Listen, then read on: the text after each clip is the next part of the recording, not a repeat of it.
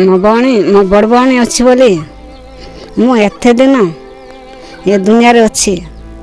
मो बड़ भौणी न रही था ये दुनिया रे मु रही न मोर खाइबा पीवा झाड़ा परिश्रा मुंड कुंडा बुरुस गसबा गादा फादा सब बड़ भौणी करे जदि सी कुआड़े जाई पारु ना किसी करि पारु ना एबे रोषे कर खावाई काठ भी ना मत छाड़ से काठ आनी पारु ना से कुआड़े गले मत पानी पियावा लोक ना आम साय अवस्था आम दुई भौणी अच्छु आमर अवस्था किए बुझीपार।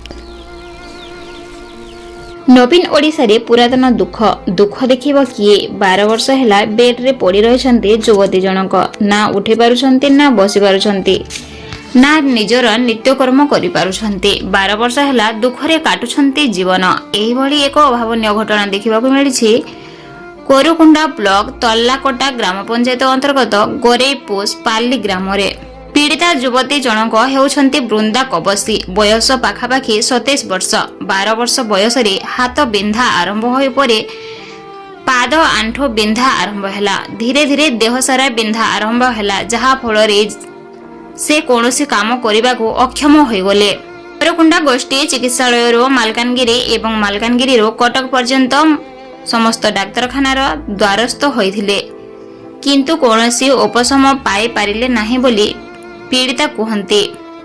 आज पर्यंत तांकर रोगर चिन्हट मध्य कौनसी मेडिकल रे हे पारु नाही।